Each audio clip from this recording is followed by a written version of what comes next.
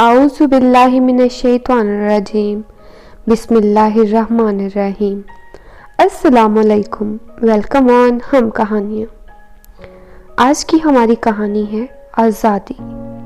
मियाँ जी के छोटे बेटे की तदफीन के बाद कब्रिस्तान से लेकर उनके घर वापस आने तक लोगों की ज़बानें बंद न हुई।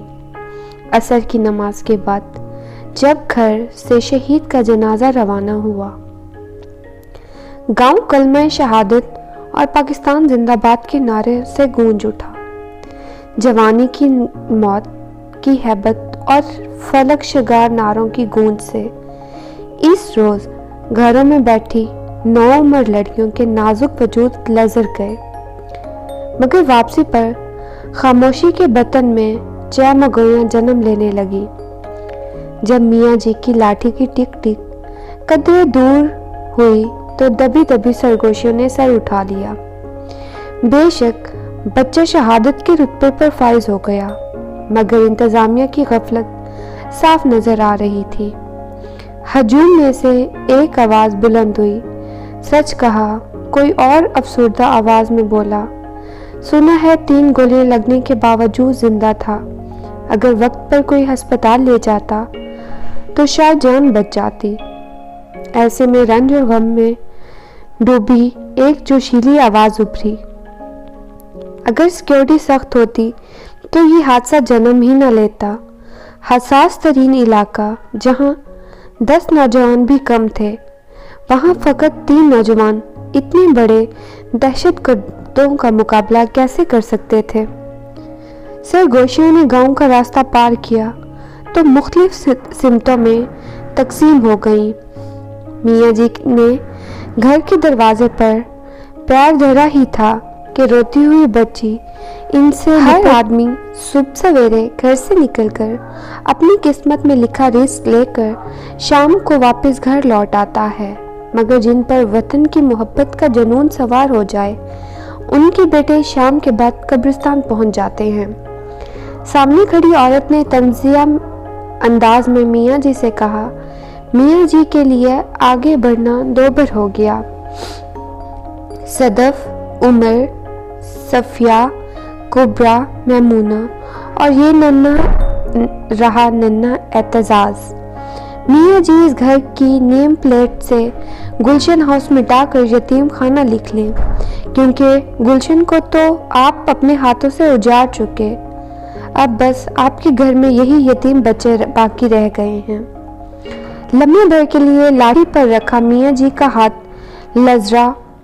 मेरे तकिए तले रखी एक डायरी में से वो कागज उठाओ सदफ बेटी, मियाँ जी के पास खड़ी पोती को कहा और खुद साथ रखी कुर्सी खींचकर बैठ गए।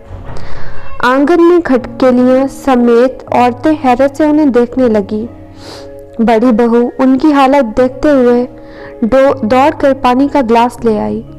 जब कभी मेरे लहू में पाकिस्तानियत कम होने लगती है तब मैं ये कहानी पढ़ता हूँ।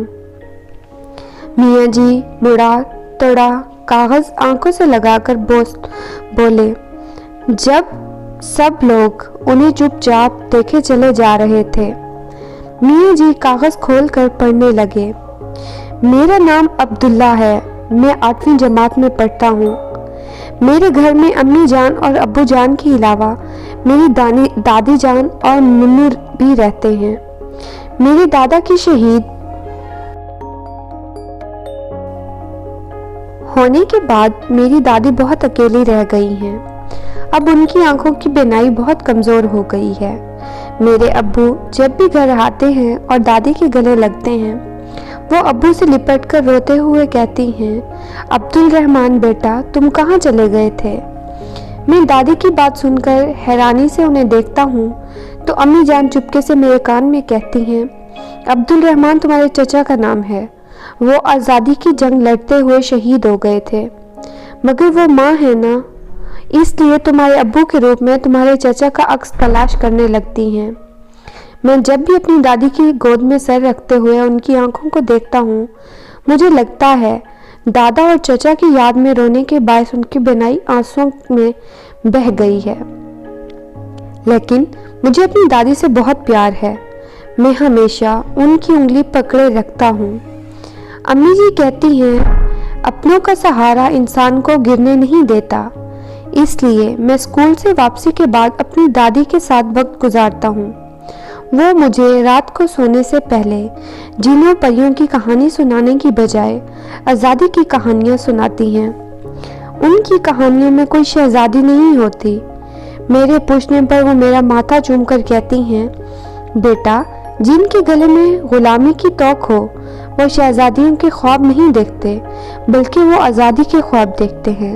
वो अपनी आने वाली नस्ल को गैरों का गुलामी से छुटकारे के ख्वाब देखते हैं। मैं जब भी अम्मी जान को दादी की बातें बताता हूँ वो रोने लग जाती हैं, और मेरे अब्बू जी भी जब भी घर आते हैं मुझे सीने पर लिटाकर बेतहाशा प्यार करते हैं, बिल्कुल मुन्नू की अम्मी की तरह।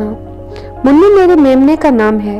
मेरी दादी ने घर में बहुत सी बकरियां पाल रखी हैं। मेरे अब्बू जी जब कई रोज घर नहीं आते तब हम बकरियों का दूध पीकर गुजारा करते हैं।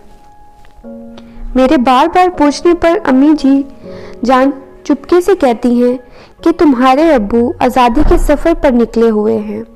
तो मैं हैरानी से नहीं देखकर कहता हूँ कि क्या हिंदुस्तान हमारा मुल्क नहीं है, और मैं उनके मुंह से नहीं सुनकर चुप कर जाता हूँ।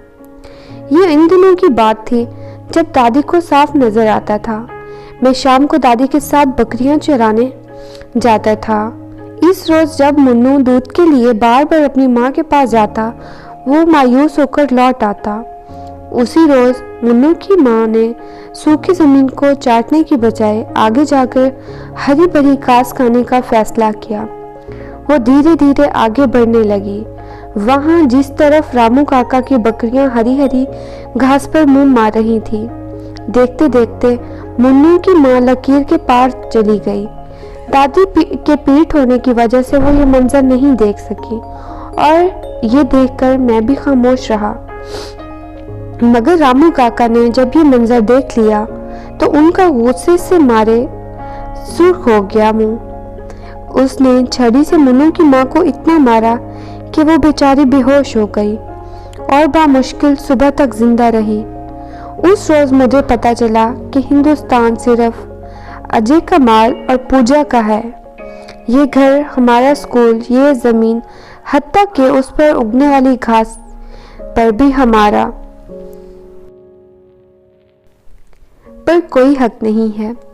जिस रोज अब्बू जी सफेद चादर में लिपटे हुए घर आए, उस रोज मैं बिल्कुल मुन्नू की तरह उदास था। मगर उस रोज अम्मी जी ने मुझे सीने से लगाकर कहा, बेटा, तुम्हारे अब्बू की कुर्बानी रायगा नहीं गई, हम आज़ाद हो गए। उस रोज दादी ने मुझे कहानी नहीं सुनाई, वो देर तक सजदे में गिरी रहीं। उस रात मैंने ख्वाब में देखा कि दादा, चचा और अब्बू उजले लिबास में बेहद खुश थे, और उन्होंने कहा कि बेटा, जल्द तुम भी हमारे पास होगे। मुझे उस रोज अंधेरा और भूखे होने के बाइस बहुत पुरसकून नींद आई। बहुत सारे ख्वाब में लिपटे दिनों के बाद बिलाखिर वो दिन आ ही गया जब हम पाकिस्तान से लेने के लिए एक ट्रेन आ गई। मुझे यकीन है कि जब मैं ये गाड़ी से उतरूंगा, ताजा जी, चचा और अब्बू जी हमारे मुंतजिर होंगे। मैं ये सब बातें खिड़की में बैठकर अपनी उर्दू की कॉपी में लिख रहा हूँ। मुन्नू मेरे पास बैठा है।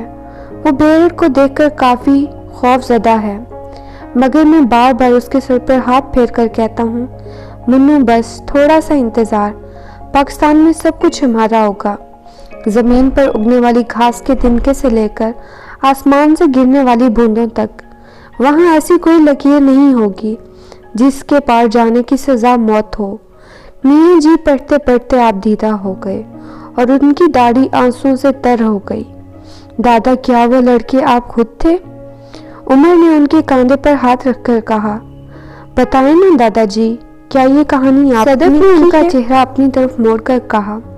मियाँ जी अपनी जगह से उठे, नन्हे एतजार के सर पर हाथ रखते हुए कहा, नहीं बच्चों, ये कागज़ हिजरत के वक्त मुझे काफिले में मिला था। खून में लथपथ एक लड़के की मुट्ठी में दबा हुआ, जिसके पास मरा हुआ मेमना था। وہ یہ کہتے ہوئے بیرونی دروازے کی جانب تیزی سے بڑھے اور چلا کر کہا، سنو گاؤں والوں، یہ آزادی خون کی ندیاں بہانے کے بعد حاصل ہوئی ہے۔ غلطی سے بھی بدگمانی کی کوئی ایسی لکیر مت کھینچ لینا جس کی سزا پھر عمر بھر کی غلامی ہو۔ مزید ایسی انفارمیٹی ویڈیوز کے لیے ہمارا چینل سبسکرائب کریں، نیچے دیے گئے بیل آئیکن کو دبانا مت بھولیے گا تاکہ ہمارے نئی آنے والی ویڈیوز کا نوٹیفیکیشن آپ بر وقت اور بآسانی حاصل کر سکیں۔ شکریہ۔